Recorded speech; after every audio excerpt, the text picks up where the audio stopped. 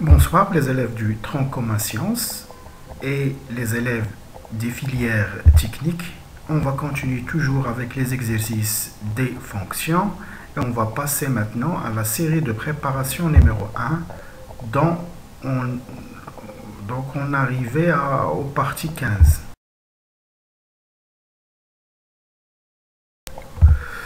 L'exercice est le suivant, soit f, la fonction numérique définie du variable réel tel que f de x égale 3x au carré moins 1 sur x au carré plus 2. On veut faire l'étude de cette fonction. Ce n'est pas une fonction usuelle, donc on doit faire l'étude complète. On commence. Bien sûr, comme d'habitude, on veut déterminer le domaine de définition de la fonction f qui contient un dénominateur. Donc, le domaine de définition est l'ensemble des x qui appartient à R tel que le dénominateur est non nul. On doit résoudre l'équation x au carré plus 2 est égal à 0.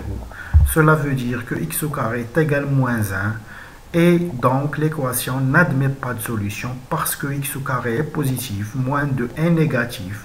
Le positif ne doit pas être égal au négatif, c'est impossible. Donc, l'équation n'admet pas de solution et par suite, le domaine de définition est égal à R. R, c'est moins l'infini plus l'infini, bien sûr. Si je veux écrire R sous forme d'intervalle. Donc, on résout l'équation pour trouver les éléments qu'on doit les enlever de D de R. Donc, on n'a rien trouvé, donc le domaine de définition est R. La deuxième question, on veut montrer que la fonction est paire ou bien on veut étudier la parité. Pour cela, on doit utiliser d'abord le domaine de définition, c'est déjà calculé. La parité se compose de deux conditions. La première condition nécessite la symétrie de D de F par rapport à 0. Donc, qu'est-ce qu'on a? D de F est symétrique par rapport à 0, qui va donner la première condition, qui est, donc pour tout x de D de F, on a moins x appartient à D de F. On passe maintenant à la deuxième condition qui nécessite à calculer f de moins x. Donc f de moins x, je vais remplacer x par moins x. Et moins x au carré, c'est x au carré. Donc ça va donner 3x au carré moins 1 sur x au carré plus 2 qui est f de x, ce qui fait que la fonction est paire. On passe maintenant à la troisième question. On veut montrer que f de x inférieur ou égal à 3. Autrement dit, on veut montrer que f est majoré par 3. Ce sont des expressions qu'on doit les apprendre petit à petit. On peut dire la question autrement. Montrer que f est majoré par 3. Ça veut dire montrer que f de x inférieur ou égal à 3. Donc, c'est une comparaison. Pour montrer que f de x inférieur ou égal à 3, on doit calculer la différence. Donc, f de x moins 3, on remplace f de x par sa valeur, on unifie le dénominateur, on simplifie, ça va donner moins 7 sur x au carré plus 2. Le numérateur c'est moins 7 négatif, le dénominateur c'est x au carré plus 2 positif, négatif sur positif donne un résultat négatif. Ça veut dire f de x moins 3 inférieur ou égal à 0, cela veut dire que f de x inférieur ou égal à 3. Donc f est majoré par 3. La question suivante, on veut montrer que f de x supérieur ou égal à moins 1 sur 2. Autrement dit, on veut montrer que f est minoré par moins 1 sur 2. Et toujours, pour montrer que f de x supérieur à moins 1 sur 2, on calcule la différence qui est f de x moins 1 sur 2, qui est f de x plus 1 sur 2. On remplace f de x par sa valeur, on ajoute 1 sur 2, on unifie le dénominateur, on simplifie, ça, on va trouver 7x au carré sur 2 facteurs de x au carré plus 2. Le numérateur 7x au carré est positif, le dénominateur 2 facteurs de x au carré plus 2 est positif, tous les deux sont positifs, donc la f de x plus 1 sur 2 supérieur ou égal à 0, cela veut dire que f de x supérieur ou égal à moins 1 sur 2.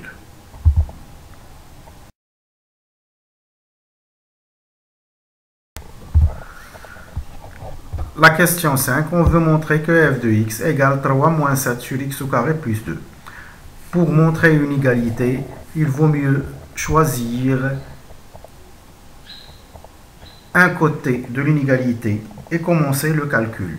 Donc, il vaut mieux commencer par 3 moins 7 sur x au carré plus 2. Donc on doit prendre x appartient à d de f. Donc 3 moins 7 sur x au carré plus 2. On unifie le dénominateur, ça va donner 3x au carré plus 6 moins 7 sur x au carré plus 2. En simplifié, ça va donner 3x au carré moins 1 sur x au carré plus 2 qui est f de x. Maintenant, on veut étudier les variations de f sur chacun des deux intervalles, 0 plus l'infini et moins l'infini, 0. Pour cela, on doit d'abord calculer le taux de variation de la fonction, puisque c'est une fonction qui n'est pas usuelle. Quand on dit une fonction usuelle, on applique les règles directement. Puisque la fonction n'est pas usuelle, donc on doit calculer d'abord le taux de variation qui nécessite d'abord de poser cette expression est obligatoire. Soit x et y de d de f tel que x différent de y, le taux de variation txy égale f de x moins f de y sur x moins y. On remplace f de x par sa valeur, aussi f de y par sa valeur. Donc, on simplifie. 3 moins 3, c'est déjà simplifié. Ça va rester moins 7 sur x au carré plus 2. Moins, ça veut dire plus 7 sur y au carré plus 2 sur x moins y, qui est ici. On unifie le dénominateur. Ça va donner 7x au carré plus 14 moins 7y au carré moins 14 sur x au carré plus 2, facteur de y au carré plus 2 sur x moins y. A sur B sur C égale A sur B fois C. Donc c'est une règle souvent utilisée. En nominateur, on simplifie 14 avec 14 et on factorise par 7. Ça va donner 7 sur x au carré moins y au carré. Et en dénominateur, x moins y, facteur de x au carré plus 2, facteur de y au carré plus 2. En nominateur, il y a une identité remarquable. On simplifie par x moins y et on constate que le taux de variation égale 7 facteur de x plus y sur x au carré plus 2 facteur de y au carré sur 2. Maintenant, on doit étudier le signe du taux de variation. Donc, on distingue maintenant les intervalles. Donc, sur le premier intervalle, 0 plus l'infini, on a x au carré plus 2 est positif, y au carré plus 2 est positif, donc le produit est positif.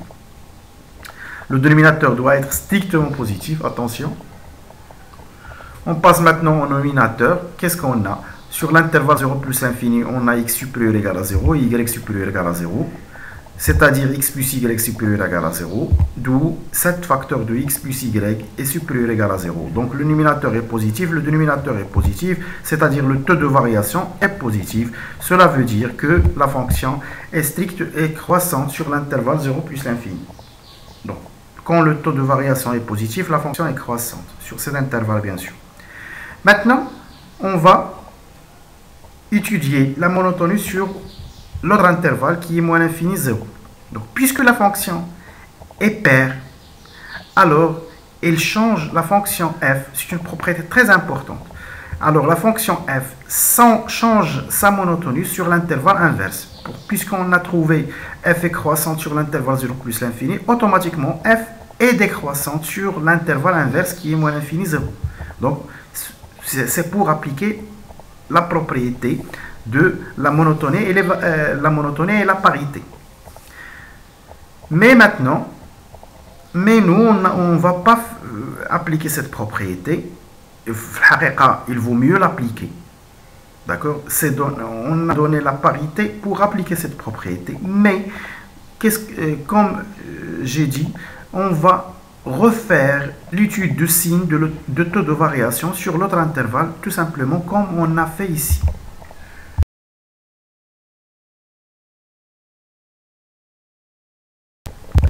Donc, sur l'intervalle moins l'infini 0, on peut dire f, puisque f est paire, et f est croissante sur l'intervalle 0 plus l'infini, alors f est décroissante sur l'intervalle 0 moins l'infini 0.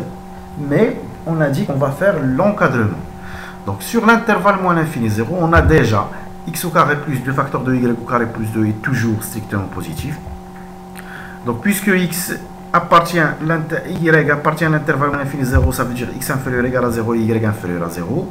C'est-à-dire x plus y inférieur ou égal à 0. d'où 7 facteur de x plus y est inférieur ou égal à 0.